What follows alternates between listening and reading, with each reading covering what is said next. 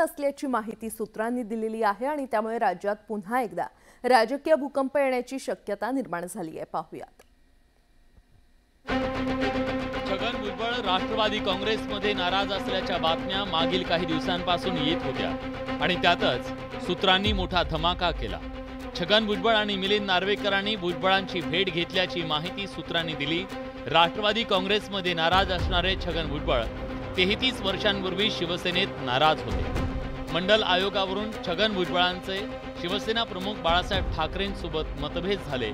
त्यामुळे 91 मध्ये भुजबळांनी नागपूर अधिवेशनात 9 आमदारांना घेऊन काँग्रेसमध्ये प्रवेश केला होता। त्यावेळी शरद पवार काँग्रेसचे बडे नेते होते, त्यांनी भुजबळांना काँग्रेसमध्ये आणलं।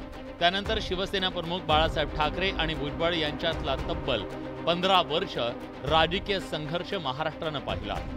आता त्यांचा तोच संघर्ष राष्ट्रवादी काँग्रेसमध्ये सुरू आहे। छगन भुजबळांची पक्षामध्ये गळचेपी होते हे कोणीच नाकारू शकत नाही। आता ते निर्णय काय घेतील हे मला काय माहित नाही।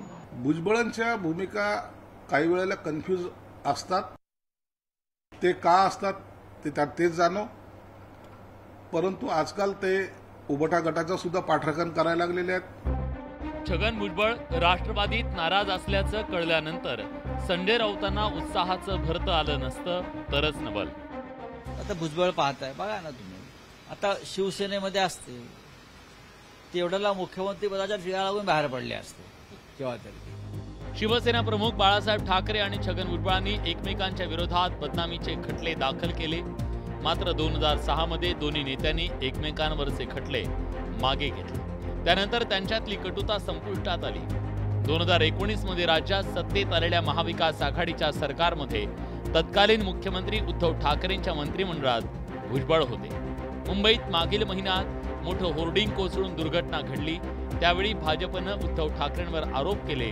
त्यावेळी भुजबळांनी उद्धव ठाकरेंची पाठराखण केली। छगन भुजबळांना लोकसभा राज्यसभा मिळाली नाही, त्यामुळे ते नाराज असल्याचं कबूल केलं। मात्र कुठेही जाणार नसल्याचं त्यांनी स्पष्ट केलंय। काही तासाकरता नाराज आणि ताबडतोब दुसऱ्या दिवशी कामाला लागतात। काय राजकारणामध्ये हेच चालत असतं। एक दिवस थोडंसं जरा नाराज होतो मनुष्य, परत आपापल्या कामाला मजबूतीने लागतो, चलो आगे असं म्हणतो आणि पुढे चालतो। त्यामुळे नाराज वगैरे काहीही नाही।